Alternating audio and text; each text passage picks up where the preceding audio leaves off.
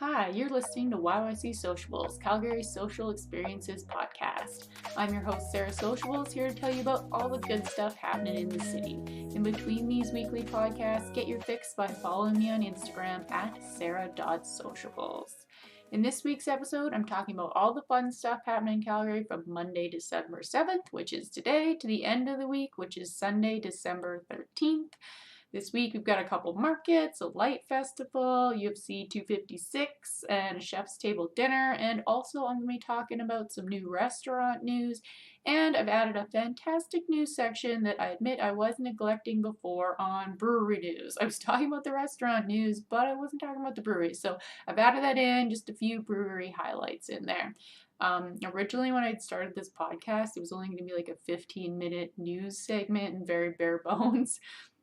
But now I've noticed as I'm moving on to like my 8th episode that they're getting longer and longer, and we're probably getting close to like half an hour now, which is good. It's still short and reasonable, but I wanted to make sure these episodes were kind of bite-sized, that people actually will tune in every week and get their news in a timely manner. Let me know if that's what you're expecting, if that works for you. Maybe you want to keep it shorter, maybe you want longer and even more detail. I am open to your feedback. All right, with that said, I want to take a second to thank the sponsor of this episode, which is OutDirect Media. You might have seen my post last week, the one with me and that big truck that had like the picture of me with some friends and we were all like cheersing. It was kind of like intimidating to see my ad like on the side of this big like truck billboard, because it's literally like a huge, I think it's like a 10 by 6 digital billboard that's very bright and very like designed to grab people's attention. So to like see your face on the side of that is kind of like, whoa, what's happening? But that's exactly what it's supposed to do, right? It's supposed to get people looking, get their eyeballs up there. So that means advertising is working. So anyway, we did this like mini photo shoot, and we were doing it downtown in the Safeway parking lot.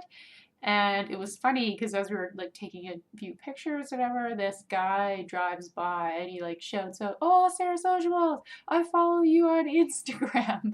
So I was like, "Oh, hey, like thank you," or whatever. I just like yelled back into traffic.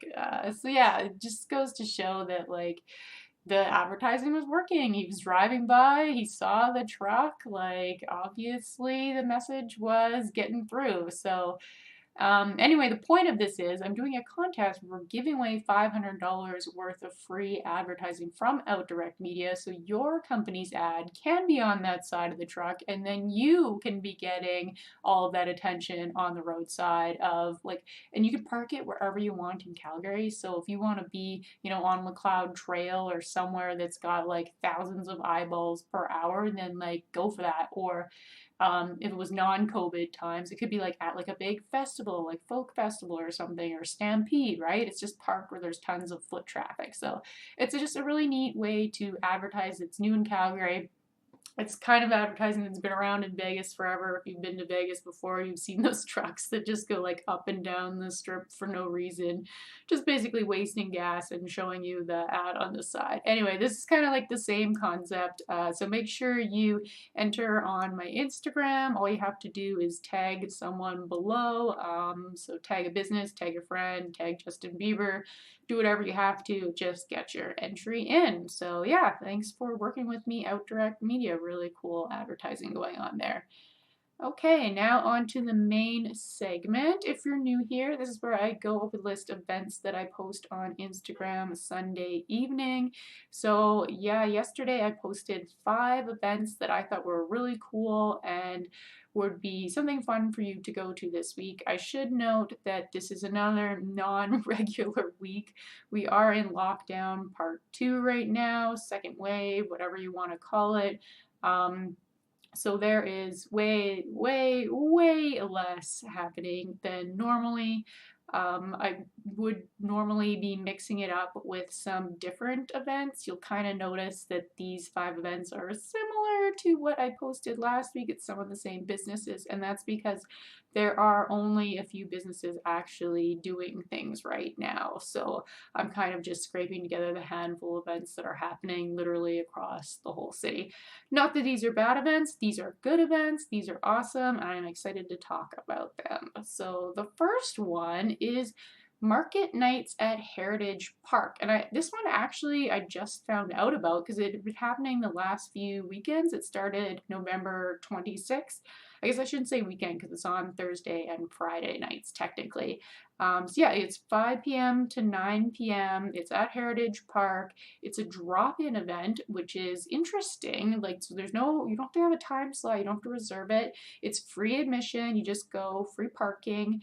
So that kind of leads me to believe that maybe this is like a lesser attended event because usually they would have the time slots.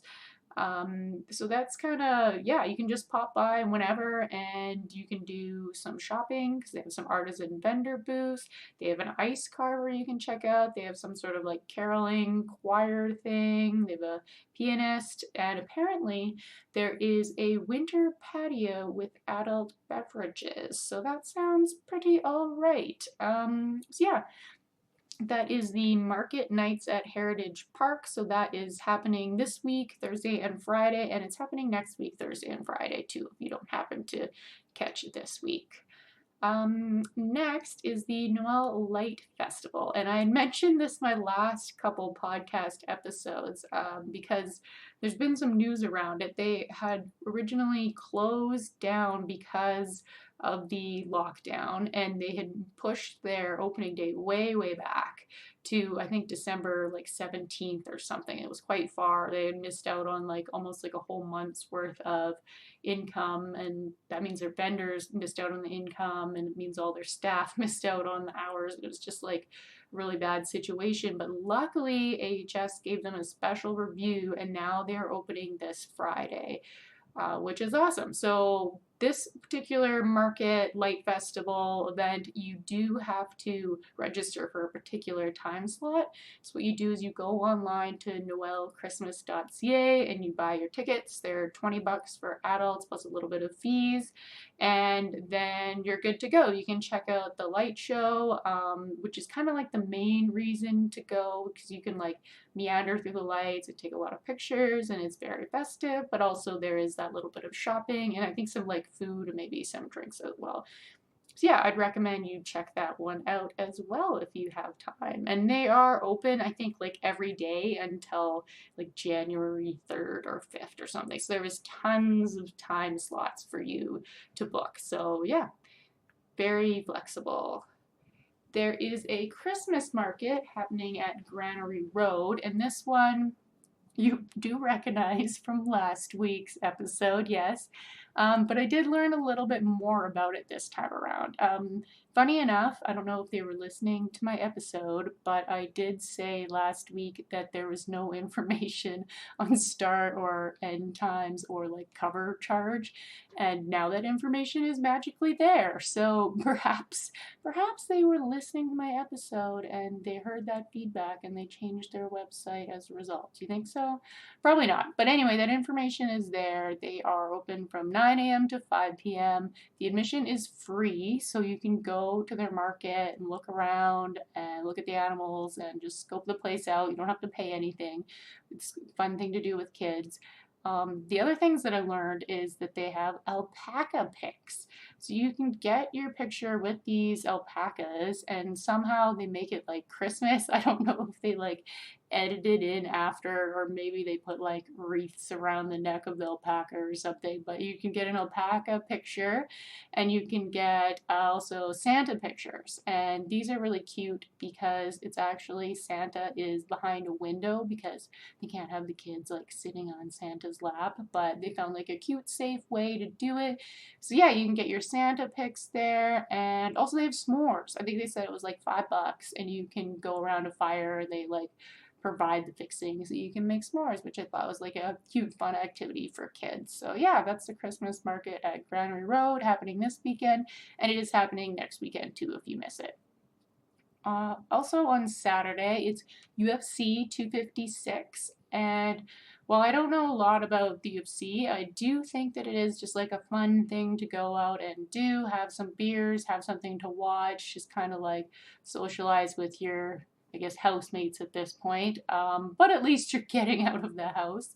So that is being played at the Pig and Duke, but also being played at other places around town. I stumbled across this interesting website called UFC.com/bars, and it'll show you on a map all of the little pins like where the UFC is being shown around Calgary, which I thought was really cool. It wasn't the most accurate map because I know Pig and Duke is playing it and it was missing from it, but it did show me a bunch of places that were playing it and I didn't know about. So they must have to, like, I don't know, register or log in to UFC website and tell people that that's how you can go see it or something. But anyway, it's kind of a cool website if you're a big UFC fan and you're looking for different venues to watch it. And it's free to go at the Pig and Duke. There's no cover, just something fun to do on a Saturday. Eat some good pub food, have a couple good beers. Also on Saturday is another dinner from our friends at 10 Degree Chocolate. And I did mention them last week and maybe even the week before. I'm like their #1 advertiser at this point. But they do really cool stuff. So this is a chef's table dinner they're doing alongside with Deepwater Farms. So Deepwater Farms is apparently Calgary's first aquaponic farm, which means fish, but also plants. And I don't know that much else about it. I just Googled it to figure out what it was because I didn't know what this meant for the dinner. So they're pairing chocolate with items from this farm. And in terms of their menu, it sounded interesting. Like I was trying to figure it out a little bit. I'll read you the courses. So the first one is a quesadilla and soup. The second one is a fig and mushroom salad. The third course and the main course is a barramundi fillet, which I had to look up because I did not know. That is Asian sea bass and comes with vegetables. And for dessert is churro, but it's kale infused, which sounds really bizarre. I imagine you probably can't taste too much of the kale and it's more just like eating a churro. So that's the dinner. It sounds really interesting to me. Like I'm sure it's all super delicious because professional chefs have designed the menu. And I looked at their website. If you want to buy tickets, you go to 10degreeschocolate.ca, and they had 8 seats still available. It comes to $89 per person, so it is a little bit of investment, but I mean, you're getting a pretty high quality dinner here, and that's from 6 to 9 p.m. this Saturday. And you can also keep your eyes open for other events from Chef Table, because like I said, they're one of the people who are still holding multiple events per week. They must have a good setup there where they can do that safely and that they're approved to do that. So that is awesome. All right, moving on to the next segment. This is where I talk about the events coming up that I'm personally involved in. And the one that I've been talking about mostly is the gingerbread event, which I believe is being just canceled. We had tried postponing it. We thought moving it, things would get better. As you know, things have not got better. They've only got worse, if anything. Oh my gosh, I don't even want to talk about it. So I think that gingerbread event is canceled. I have to officially check in with my business partners at Cerveza City to make sure that's the case, but I think that's probably a safe assumption. It's really a bummer because we did have some really awesome prizes lined up with some really good local businesses. I kind of feel like I'm letting them down. And the people who had pre-purchased tickets and were really excited about it. And yeah, it's crappy all around. And we were planning on doing more events like in 2021. We were going to do like different themes. We could do them like monthly or something. And now it's all kind of just been completely dropped because there's kind of no point in planning at this point. So that is that. Let's move on to a happier section, restaurant news. Let's talk about what's happening in the industry. Following up on the Christmas pop-up news. So last week, I was unprepared. I didn't know what Ricardo's was doing for a pop-up, and I checked in, did my research this week. They are doing their Christmas pop-up again. It's called Sipping Santa on Instagram, and I don't know how they did this, but they already have almost 6,000 followers. So how, like, it's insane to me how these pop-ups get so much hype and like people love them so much, because there's restaurants that have been open for years and they'll have like 1,500 followers. So Sippin' Santa, 6,000 followers. That's insane. That's like a cult following right there. And it is awesome. I've been last year and they did a really good job of it. They got those like really strong, like fun Christmas drinks all in like the fun glasses, and they do the ridiculous amount of decoration. So it's like you can't help but feel like overly festive and happy. So it's like, it's really fun. I do like the idea. So if you're looking for a Christmas pop-up, consider Ricardo's, or I was talking about Proof last week, or lately was the other one that was pretty good. In more restaurant news, I discovered a new ice cream place.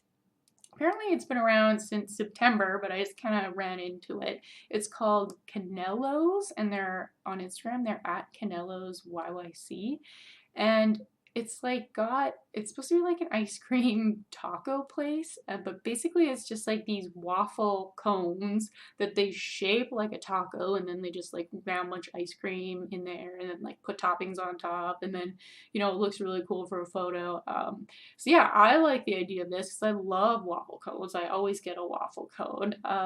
So I don't see a downside to this. They also have ice cream nachos, which again is the same concept. You just get like your pieces of waffle cone with a bunch of ice cream. Actually, I might like that better. I just feel like it'd be easier to eat than like trying to turn like a taco like filled with ice cream like sideways and like ram it in your mouth. Like that just seems like a little bit difficult. So anyway, I really want to try this Canelo's out. So hopefully I can do that in like the next couple of weeks and show you guys what it looks like and what I order. The other restaurant news I have for you, which I should have given you last week because I honestly just forgot about it. I knew about it personally. A1 Cantina. It's on my list to go to. So this is on Elbow Drive, like just in that little Britannia shopping area. And they've only been open like a couple weeks, like probably not even 2 weeks now. It's the same people who did Native Tongues and Calcutta Cricket Club, both restaurants that I freaking love. They're so good. And they have this weird theme, like this comes from their it's called Hospitality Group, I think is like the name that comes up with these restaurant. I don't call it like a chain. It's not really a chain, but it's like they've got this matching theme between the restaurants. So they have A1 Burrito, which is in Old Beautiful. It's just like a little kind of burrito pop-up thing in Old Beautiful. And they have A1 Bodega, which was 2 Penny. Remember that location? And now it's this bodega like store cafe place. And now they have A1 Cantina, which is this new place, which is Mexican. So I don't know, I have no idea what the A1 theme is or how many more A1s are coming, where these all came from, but it's all the same people, which makes sense. And also the thing that confuses me about this is that, because they already did Native Tongues, which is Mexican, and now they're doing this A1 Cantina, which is also Mexican. I couldn't really figure out by looking at the menu like how it was different from Native Tongues. Like it obviously was different, but it had more similarities than differences from what I remember being on the Native Tongues menu. But that's just me. I don't know. Like I was like, okay, what is the concept here? Like, is this gonna be like a budget Native Tongues, or is this like a more or less authentic Native Tongues? Like I don't really know. I haven't been there yet, so maybe that's why I can't comment. But as I was scrolling the menu, they had chips and guac for $15. I feel like that's kind of insane. Like that better be some darn good chips and guacamole for $15, considering like a lot of restaurants will like give you chips and guac, like the chips are free and the guac's like $1. So I don't know, that seems very pricey. The other menu items seem more reasonably priced. Their tacos, they had like a whole bunch of different types. It sounded really good. and they look decently sized from what I could see from the pictures, and those are $6 each. So I basically want to go there and eat their tacos. I also wanted to see their drink menu, and I think it might have been on the website. Maybe it's not now because I couldn't find it. Because I think what I had seen, unless I imagined I saw this, was like a margarita selection list. I was like most excited about that because I do really like good tequila and I love like a smoky mezcal marg. So if that's what A1 Cantina is all about, like I will be your favorite new customer. So yeah, I wanted to give you that restaurant news. Really interesting things happening there. If I visit A1 Cantina this week, which I would love to, but I'm so busy, we will see if that actually happens or not. You'll see, I guess you'll see on my Instagram stories if I make it or not. All right, on to the next section here. We have the brewery news, and this is I was looking at like my podcast description. It was like event, restaurant, brewery news. And I was like, okay, I've been covering events and restaurants, but I haven't said anything about breweries like even once in like 7 episodes. So I should probably put something in. So this is a little bit me kind of winging it in terms of brewery news because I'm not kind of sure what, because I could say like there's this new beer and this new beer and this new beer, and then it would just be like a ton of only beer news, and that could be a little bit boring. So I don't know. I tried to mix it up a little bit. You let me know what you think of this segment. But I wanted to tell you that 88 Brewing is doing a virtual beer and cheese event on December 23rd. So they've organized this with Springbank Cheese, which is the most freaking delicious cheese ever if you haven't had it or been to one of their events before. I've been to one of their in-person ones. It was so good. But yeah, this is a virtual one, December 23rd. So that looks really interesting. I didn't look up any like pricing information or on tickets. I think you just buy it from the actual brewery is my understanding. Revival Brewcade is doing some virtual tastings too.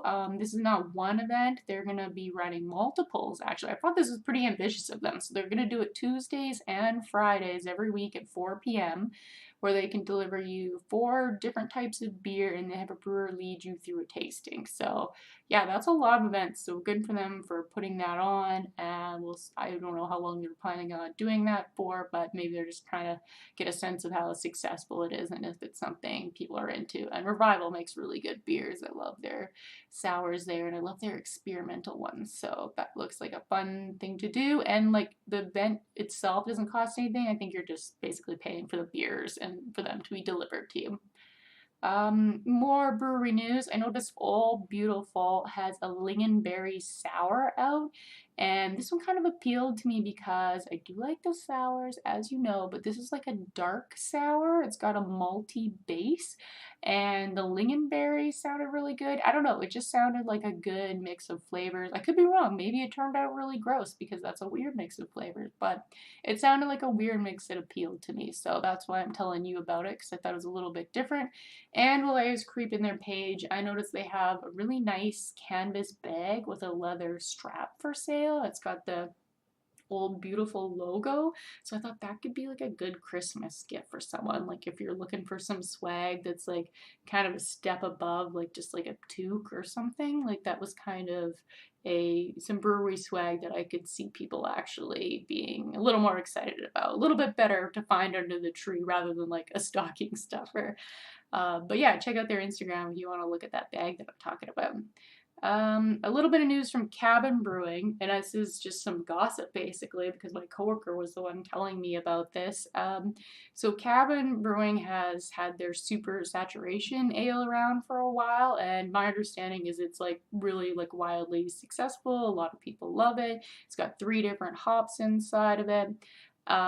So to capitalize on this classic beer of theirs that everyone was loving, they've divided it now into 3 separate beers because they have taken the 3 hops that made their original beer so magical, and now it's like you can try each individual hop in a different beer. So it's like from the super saturation down to the single saturation. So I don't know who's doing their marketing, but that's pretty genius. And it worked on my coworker who's like, I tried them all three together and now I gotta try them separately because I need to know if they taste different or like what the difference is, or maybe it's the same. And so he went and bought some. So there you go. He's a big cabin fan, so he was telling me all about this. I was like, that is really kind of a unique way of doing it. So I appreciate Cabin and their marketing team for doing something different. I thought I'd tell you guys about that.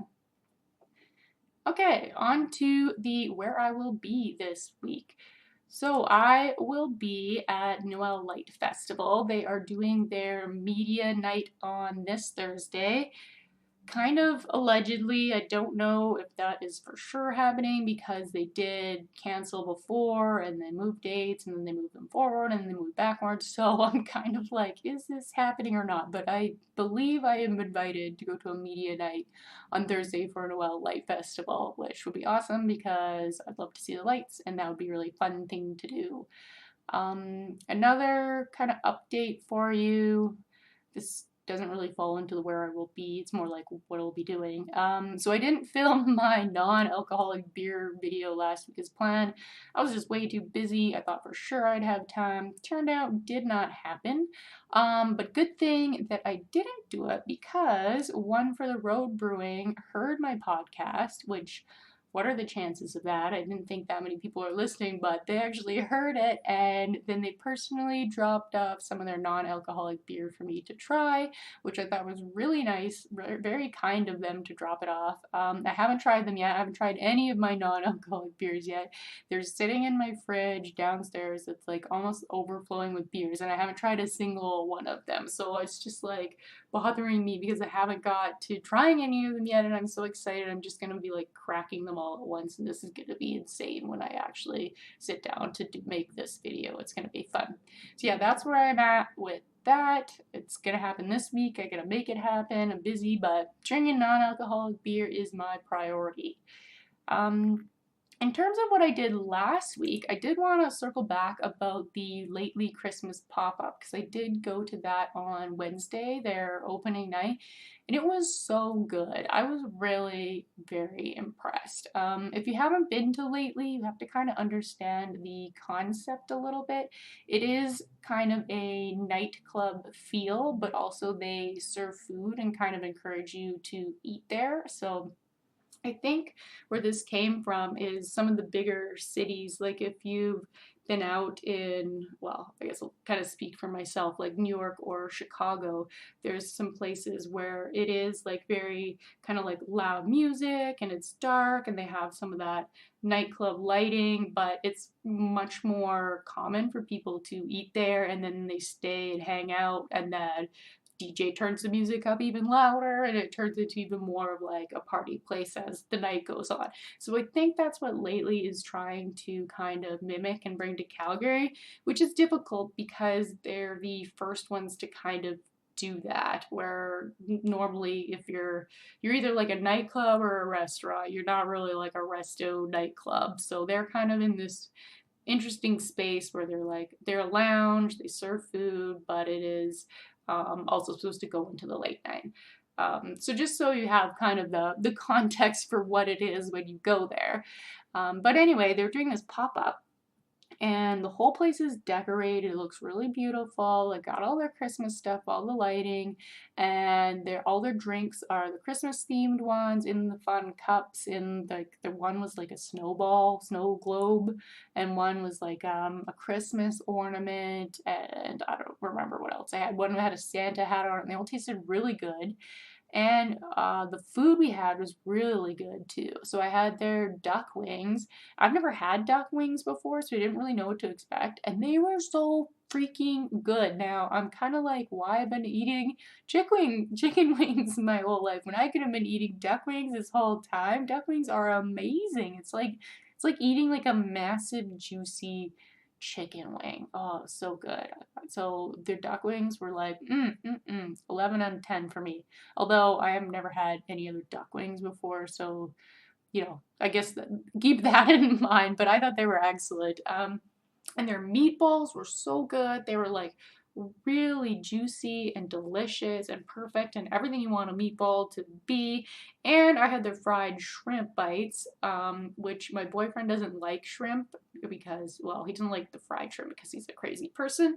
So I had got to eat this whole, like, small platter of fried shrimp bites to myself, and I was in heaven. It was like the best moment. I was having the best night, as you could tell, because drinks were amazing, food was amazing. Like, honestly, I'd give it all like 10 out of 10. I don't know if I just ordered all the right things or got lucky, but like I thought lately, like, knocked it out of the park in terms of like what they were serving on Wednesday. So if you go, I would say try the drinks because you're obviously not going to have some drinks, but order some food while you're there and get the duck wings. Yes, you will love them. So good.